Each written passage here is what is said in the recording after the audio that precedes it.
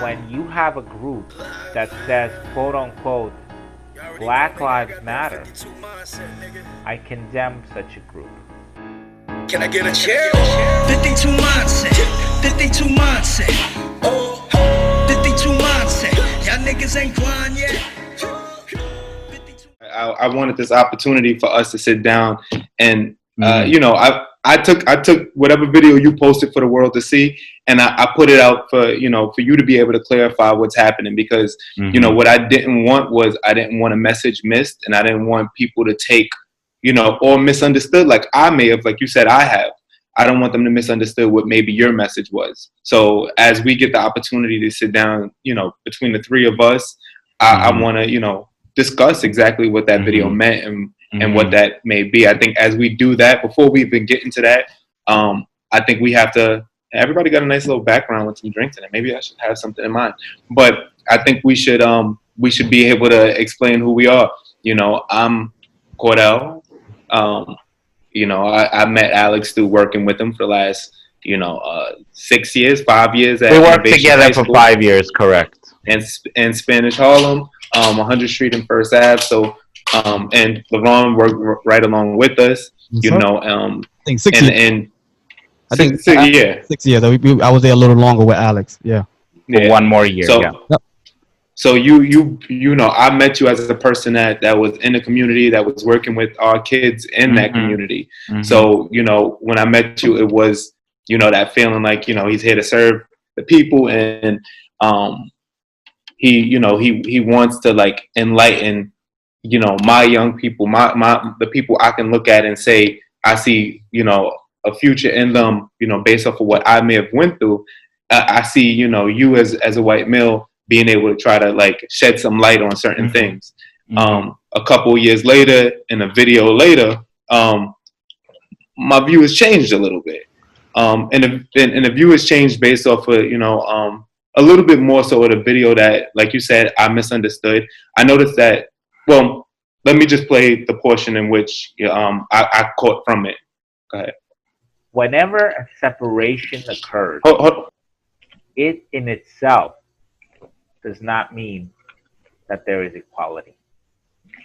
As a result, when you have a group that says, quote unquote, Black Lives Matter, I condemn such a group.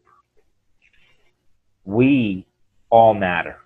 Whether you are white, whether you are black, whether you're Hispanic, whether you are Asian American, we are all children of God, and we are all have been created in the image of God.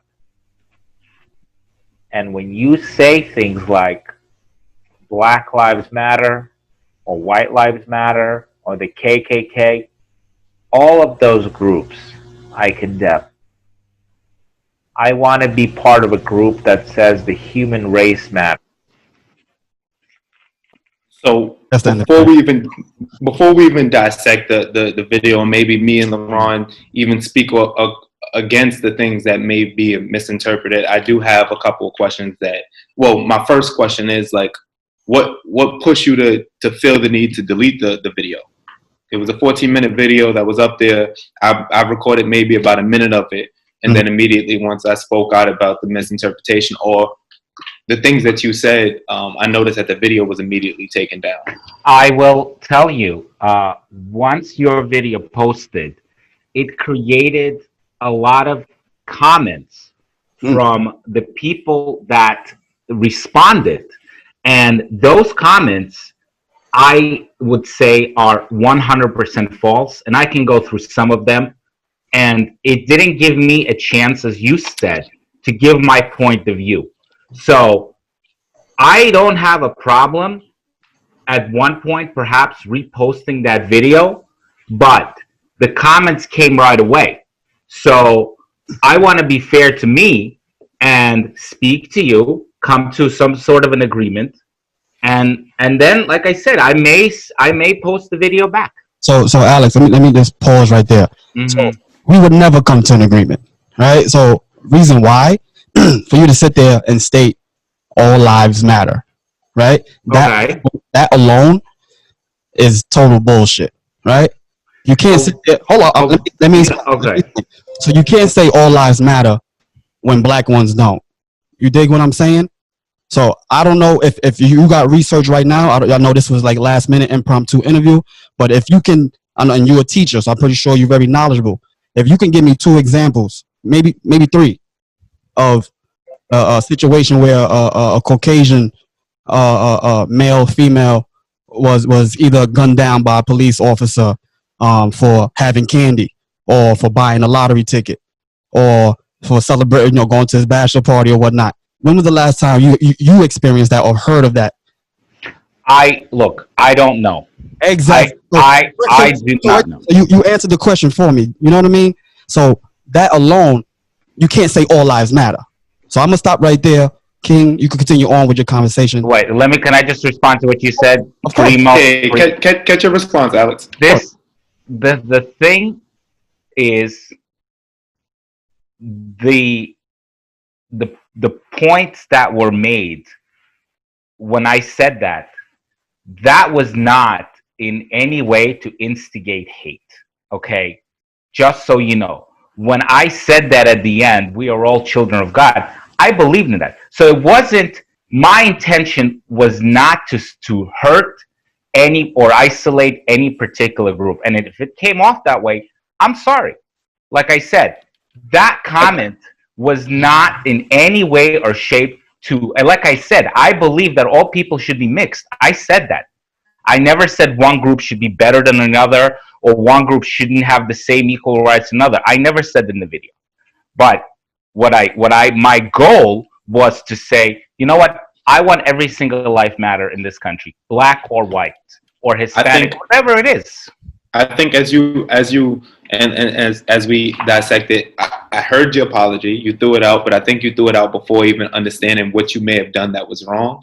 So by you saying sorry before we even hit the point, because what your apology was, I'm sorry if I offended, which to me takes it as you don't even know what you offended as. And so I don't have a problem apologizing again. And I expect, like when you say I'm sorry for offending, I take it as I expect it to happen again because you don't even know what you're apologizing for. That's just A. But when I bring it back to the point of it, like this, when I hear how you compared it, and the two groups you compared it to was you got Black Lives Matter and then you have the KKK, which to me, I got the opportunity. I got the opportunity on Saturday to go out and protest and be in the middle of what we chanted Black Lives Matter. And what I noticed that KKK groups don't have, it was a pretty diverse group of people there. If not the same amount of white people there, maybe a little bit less as black people, chanting the same thing because they realized some form of injustice. Now, in the beginning of that video, which I did not get the opportunity to catch, was you expressing, I didn't record, I'm sorry, you expressing George Floyd and addressing that this is where this conversation stems from, is the fact that a man lost his life in Minneapolis due to the hands of a police officer. Now, you started off the conversation by saying, I want this to be heard, America, that by no means was George Floyd innocent. And the reason why you identified him as not being innocent was because you said he used drugs. He gave to what the story say, he gave a counterfeit 20. Now, I do want it to be said that you did say he did not deserve to lose his life, but what does one have to do with the next? Now, what is him having whatever history, if that is even a case of him using drugs, what does that have to do with him losing his life and then pushing, Yes. Go ahead. But yeah, I same thing. And then also, where did you get that information from? Yeah. Where are you his sources? You know what I mean? So let him process that real quick because I threw a lot and I was pretty winded with it. So I guess my questions are: what exactly propelled the comment of this black man not being innocent based off of his questionable drug use, and how did that pertain to the situation in which caused him his life? So if you want to kind of push off of that, and why we compared, my fault, why is Black Lives Matter compared to KKK groups? So those are just two questions. I did not, let me correct it again. I am not comparing the KKK to Black Lives Matter. What I say is, what I wanted to say was any group that promotes extremism in any way, whatever group it is, I'm against. All right. So it doesn't matter to me what group it is. Let's just make that clear. So if a group promotes extremism, to me, that's too intense, and that's it. And that is where I made that comparison. Not that one group is a racist group, one group is a group that does its best for people not to view it as a racist group, okay, as a group that incites violence. What makes Black Lives Matter extremist group? What makes it extremist group? What makes it? You said they're both extremists in terms of what you identify as an extremist group. KKK is an extremist group because the KKK is quote unquote supposed to only help white people, right? And the other group is supposed to help only black people. Why can't we help everyone? Thank you. No, I'm so happy that we got into that point. When Black Lives Matter is chanted, that's to push equality. That is to say that we are getting shot down, or we are getting choked out in the street, and our lives matter just as much as a white man's life matters. Because I don't know how you felt, and whether or not you even watched that full 10-minute video of a white man have his knee on a black man's neck as he stopped breathing. So it has nothing to do with saying this is the only group that we're pushing for. We're pushing for equality. That's the equality of where we want to see this country go. My fault, LeBron. You had something to say. This is not even about blacks, African Americans. It's all minorities, right? So that just falls under that umbrella of Black Lives Matter. You dig what I'm saying? So for you to say that, like I said, it sounds fucking crazy. It sounds really crazy. Okay, well, I looked at I was doing some research on the internet. I'm glad you clarified that. That's all I can. And that's the purpose of this conversation, Alex. And I'm glad you clarified that. Okay, it's to educate, and we all educators here. Like I said, we work with you for 6 years. And I work with you as you as a science teacher. I've learned some stuff through science and with the kids. And now it's our time to educate you on our community. I learn from everyone. I don't have a problem with whoever educates me.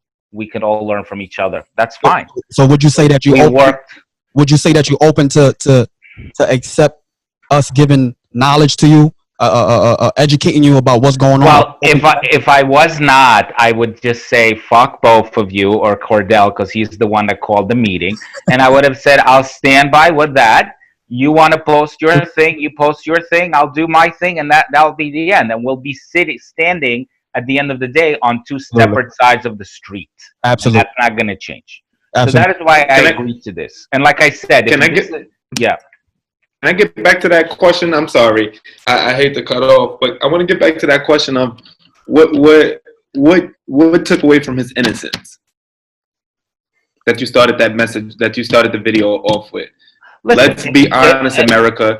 George Floyd was not innocent. If a person breaks the law, and if he broke the law, then the person should be dealt with according to whoever that person is, according to what the law dictates.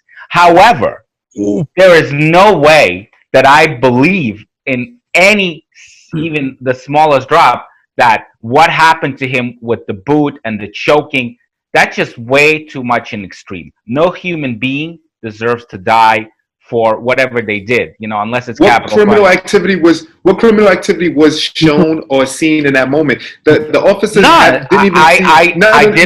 didn't even see the counterfeit money, in which was supposed to be said to have had. So what you said, I said, what took away from his innocence? I'm asking that question in terms of, tell me why he's not innocent from what you said. Now you just went on a spew to tell me that, when criminal activity happened. What criminal activity are you speaking about? I'm sorry, Alex, real quick. So I'm big on enforcing rules, policies. You know that. Me and Cordell, that's your job. That's our job, right? We're not officers. However, if you no, I got that. Yes. Ask certain people in East Harlem, they thought we was undercover cops, but we're not, right? That's a different story. But my thing is, we're big on due process, right? That's the merit. We're supposed to be due process, right? Right. So George Floyd didn't get to have that, right? He had no due process. He was guilty just because somebody thought he had a counterfeit bill. You know what I mean? So he didn't get to have that due process. So everybody already wrote him off. You wrote him off already by reading or just going off of fake news. You know what I mean? And then come to find out, it wasn't even counterfeit. Come to find out, he didn't die because he was a drug addict. No, you understand? That I cannot say. No, but according to autopsy reports, it wasn't that. It wasn't drug related. From the research I've done, I don't know if I'm. No, we saw the research. He died because he lost whatever it's called. He lost breath, affixation. Absolutely. So when did you come privy to that information? I don't remember. Okay, I'll be honest with you. Would you say it was before that video? Yes. But why the hell would you post that and still say that when you're already privy to the information with the facts and still state that this man was on drugs and had counterfeit stuff? That it just makes no sense to me. Cord, you muted. You muted yourself, Cord. Can't hear you. I said you're supposed to get a soundbite on that one right after that point.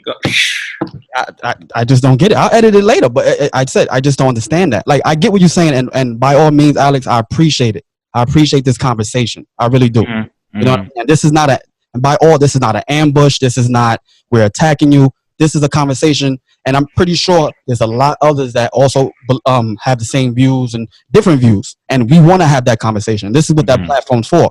We want to have that conversation because not enough people are educated about what's going on in this world, and who else is better to educate our own people but us? You know what I mean? So I agree with you. I think that, there was recently a rally that I read about, and they asked the white participants not to be part of, because I think it's important for people that are from the community to organize the rally and not to depend on others and not to include others, because at the end, these are the roots of the community that got affected the most by the people that live. You got to cite your source, because what are you referring to? You got to cite your source, man. No, this was a private rally that somebody was throwing, not like a private. Okay, that's a rally that nobody's going to. Like Okay. Okay, that's fine. Listen, the rally is not related to this. Anything else you want to say? Add up. I think as we move on with this, because on my page, I just looked at it and somebody else just reposted or shared your video. I definitely want it to be understood that when we leave here, the words that you say impact the people that watch your videos. As I watched your video, it was painful to hear a person that I went on trips with the kids with, and I serviced them in the classroom, and I helped them, and in some cases defended certain actions. It made me question my sense of character. Like, who am I? Like, do I not judge people the right way? And as it continued, I don't know where it came from, but I saw somebody hit a little heart emoji through it, and I said, "Oh wow, somebody's taking his words for face value." Mm-hmm. Like he's educating somebody on misinformation. Because from this conversation, what I take is that you didn't really have a lot of credible sources behind anything that you said. The drug use situation, you haven't been able to provide us with that situation. The KKK comparison, you haven't been able to kind of hit us with a solid comparison on that. And then, like, it's just, and the part that was confusing to me, and I didn't record that either, is as a white man, how the hell are you going to tell me how to interact with law enforcement? Like, I can't fathom that you would even understand what that feels like, to be questioned for no reason by just walking up a block or a street, or how I need to go talk to them when they're accusing me of something that I know I didn't do because I fit some form of description. I'm in beach clothes getting pulled over in a car, and they want to say I fit a description of somebody that did something that is extremely vague with the details. So how should I then interact with it? Because you clearly have been through it before. So I want to know, how should I then deal with it or interact with them based off of what the knowledge you're providing our students that may follow you, or other, maybe closed-minded individuals that may follow you that think that you're preaching the truth, man. Listen, the truth is objective, and people can decide what the truth is. What, Alex? That made no fucking sense. people can, whatever the truth is, let me rephrase that. Whatever the truth is, it will be exposed, right? Does that make sense to you? That I'll take that better than the first Okay. one. I think the truth is being exposed right now. But yes, go ahead. Okay. And what I one of the things that I suggested was that if in fact, since in fact, the white police officers are acting like an enemy towards minorities, instead of trying to fight them, which is a very difficult battle to do, try to find the common ground. Why is it that they go after certain people? And there's no warrant reason. Try to educate them. You should not be stopped. So for us, it is our job to go figure out why you are racially, not you, why certain, and I want to be specific when I say certain officers are racially profiling us. I need to go figure that out. I need to go point out because what police departments haven't been able to do was point out which ones are the racist cops and which ones aren't. But I need to go figure out which ones those are, and I need to go educate them and show them and ask them why they're racially profiling me. Does that sound smart? Does that sound like logical in that sense of it? I don't think that sounds realistic. Look, it was an unrealistic suggestion. I'll tell you that much. Okay, I can tell you that. Okay. And look, and I will tell you this: my videos, and I don't know if you had seen any of them before, and they're not. This was the first time I ever mentioned anything political. Before that, I had letters about parents writing me how their kids don't study, and I gave my 2 cents about getting rid of television and or making sure you get a library card. And so that makes sense, Alex. Right now, you're giving advice about something that you do know because you're an educator, you're a teacher. You can do that. So you can make those videos. You can put those videos up and say, "Here's our tips and tricks to get your kids to study." But you can't put videos talking about shit you don't know nothing the fuck about. And you know what you said to me this morning? Stick to science, and I got that, and it was a lesson that I learned. You're good at that. It was a lesson. It was a lesson that I learned. You said stick to science, stick to working with children, which I can't speak about many times. But my thing is, if you're gonna work with children, like I said, you ended up in East Harlem. Understand where you ended up, Alex? You ended up learn our culture, learn our people. But Cardell and Laurent, with all due respect, I did that job with dignity. I treated those kids as my own children. And some of the comments that came from the staff that were posted, Cordell, on the page. Now, I understand people are angry and people are upset. And right now, everyone is like on the edge because they've been, we've been on lockdown. Now there's a curfew. But with all due respect, Cordell, so one of the people that made a comment that said, let me just read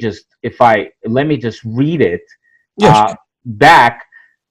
And to me, this was very hurtful. Like I said, because whenever you walked around in the hallway, I used to say Dean Laurent, Dean Cordell. That wasn't because I was trying to feed into your egos. It's because I had the utmost respect working with the two of you and the way that you had helped me and carried yourself with the children. And we had many years that we looked at changes, and you always supported me. And when the tone got harsher, you saw that too, and you said, okay, well, you're doing a good job as well. But look here, I am just a little bit surprised that one of the staff members who, first of all, who left the school repeatedly, okay, this person left the school more than once and then came back, which shows disloyalty, which shows that you have a bombastic character. Go ahead, express what they said if you want to read it. My point is this: I never did that. I had a contract and I finished it year 3. What I choose to do after that. So I don't want to get off task, right? So you started off by saying you wanted to read the comment that hurt your feelings. I want to read a comment. It says, it says, "Get him, Cordell. Unfortunately, not surprising, given how he used to treat and talk about our young people. I have never treated our students with nothing less than respect, and I have never spoken to them with disrespect. But Then there was, Alex, I think what you have to do is, and this is what I had to find myself doing too. It's like people are gonna give their feelings, and like I've been back and forth. I've been on Facebook all day. I've been looking for people with difference of opinion, so I can hopefully shed some light on what it feels like as a black man in America. Mhm. Because when you know, I don't know, and I'm just gonna take a stab in the dark and say that you don't have a lot of black friends that can help you, that can help educate you on this. So it's my job to find people like you and educate you. And I had that conversation with a random person today. We have mutual friends, and he's a Trump supporter, out loud Trump supporter. okay. And we had a respectable conversation where we can agree to be on different sides of it, but I can see his point of view. Now, if that person is on my page saying that, now what you might have to do is take a look outside of your feelings and realize maybe what they're saying. Because if you scroll about 2 comments down, I got about 3 students that said something similar to it. Now, they're speaking from a perspective of a kid in which was serviced by you. So you have to figure out exactly what they're mentioning and talking about. And there's no time in this temperature of an environment that we in to sit here and put our emotions first. As a white man in America, what you need to do is you need to hear the voices that's being said and listen to the Cordell, words. Take the emotion out. There's another person. Forget about. Okay, you said that your point is taken, but I was very surprised that one of the students said something where I specifically, out of love with another co-teacher, threw him a birthday party, and I even have pictures of it. I was looking at it today. So to say that, you know, I did that out of love. I don't know. I did that out of love. But you also cannot speak for other people. And the best thing I can do is those students that are over 18 and adults, which I think all of them are on that page. It's been years since they graduated. Yeah. I can reach out to them directly and to those adults as well. And that conversation doesn't involve you or doesn't involve Primo. And they can say whatever they want to say. That's his name over there. Okay. And I think you're absolutely correct. You reach out to them, and I will. If me and LeBron can continue to educate you, you reach out to them, and the first thing you say is, "I seen your comments, and I apologize if I made you feel some type of way, but please tell me how I made you feel some type of way." Yes, sir. Look, at the end of the day, I will be judged not only by the 2 people in front of me, but I will be judged, according to my opinion, by God. And that is where I want to clear the air with whoever I think hurt me, whoever I hurt. So, you know, wait, was it's it the right thing to do. Clear the air with people who hurt you, or people? The people that I hurt. Okay, got it. But Yep. But they should also hear many of those people on that page. That doesn't mean that they weren't to be told they're racist or anything, which is not what I said. But they should also take an ear and listen to the things that they made me feel and the way that they treated me. I'm talking about the adults, not the kids. Well, I think that's we're taking emotion out, because, like I said, if they're speaking from their perspective and what they seen happening or what they felt like was happening, like in the moments that we're in now, the last thing we can do is sit quiet, and that's what they're not doing. They're deciding to speak out and say what they felt about you as a person based off of the public video that for some reason you thought was a good video to put out in the temperature that we have right now in America. Hold on. That's what's happening. Wait, go ahead. So, and I don't want to take up too much of everybody's time, but we have a 6. Yeah, like 4 more minutes. I got another meeting after this. So but my thing is, Alex, you just expressed that your feelings were hurt because of the comments on that video. So I need you to understand that your feelings were hurt off of a comment on a social media. What you about to say? What you about to say? How the fuck you think we feel about police? How the fuck you think we feel that we got to walk around scared? How the fuck you think we feel that we can't cross the street? We can't run for a bus without somebody thinking that we about to either we rob somebody or we running from something or running towards something. Words Sticks and stones may break your bones, but words will never. You feel me? You heard that? Well, you. That's not really true, and you know that. But you sitting here bitching about comments on a social media page versus what's really happening in this motherfucking world. I'll tell you something else that I learn from every experience, and have you learned from this one? I certainly did. So we got 2 more minutes, Deck, and I want to close it out. I want to say one thing. First of all, if I do reach out to those people individually, I may ask for you to be there if you're available. You are. You're not. This is not like we're not in school. I need Cordell to be there too. So you still want the deans? No, I get it. If you need the support to have that conversation with others, not a problem. That's number one. Number two, I would like to, if you told me you're going to send me a recording of this to hear before you post this on. Yeah, absolutely. And I will take your word on it that it's not going to show up in some podcast tonight. And then I didn't know about it, so send it to me. I don't have a problem. He's going to send it to you first. Yes. Okay. Whoa. Straight to you. I'm not waiting for approval to post it. He said he's going to send it to you first. He's going to send it regardless of the fact. But where is it going to be posted? So right the same place. It's going to be on Facebook. It's going to be it's the same audience. Yeah. Facebook, Instagram, YouTube. That's where 52 Mindset. You can find it there. Cord, he's going to have it on his page. I'm going to have it on my page. That's where it's going to be at. 8,000 followers. It's only 8,000, almost 10,000 followers. I mean, it'll clear it up because a lot of people have questioned that video. And I think would the be best happy, thing that they can hear is apologies. I also would be happy if to come on your show again. Maybe you can talk about a different topic, like students and working together. So listen, we could do that on my nonprofit one, right? I have a nonprofit. Okay. You can send me the info, and I can talk about what's the best way to read a book. It's all about empowering and engaging our youth to lead a better future. I think how to read a book correctly and get ready for the SAT is a big topic. And let me say two more things.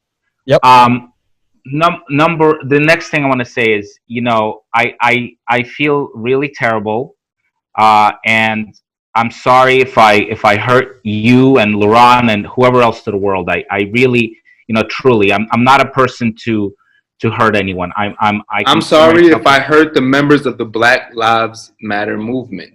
Okay. And that's pretty specific. Hello, I was just gonna say that. You didn't give me. All right. My apology. Cutting you off, man. He always cut you off. And I apologize sincerely to the Black Lives Matter movement, and I will take it upon myself to learn what the organization stands upon, and to see, learn and donate, to see if I fit into that organization as well, and if if I have any goals that align with that organization, and my goals are to help the entire human race, to help everyone that lives here, and to have justice, okay? And to donate to that organization so they can kind of continue moving through. Okay. I right now money is kind of tight, but at the end of the year, keep that in mind. But what I will say is, it's better to say nothing than to say something negative, and you can agree. I'm happy you took that message from this conversation, and within 30 minutes, look at this, solving issues of the world, one person at a time. Alex Deck, we got him. Can I get a clap? Thank you, Alex. We really appreciate you. Man. Thank you, brother. I appreciate you taking your time out to sit down and have this conversation, man. And definitely, we could do something again, cater towards the youth. On a positive note. On that side. So, Alex. Well, I think this meeting also ended on a positive note, but we can continue the positive. Like I said, I'm sorry from the bottom of my heart if I offended any people, any groups. I am not a racist. I'm not against anyone. Okay.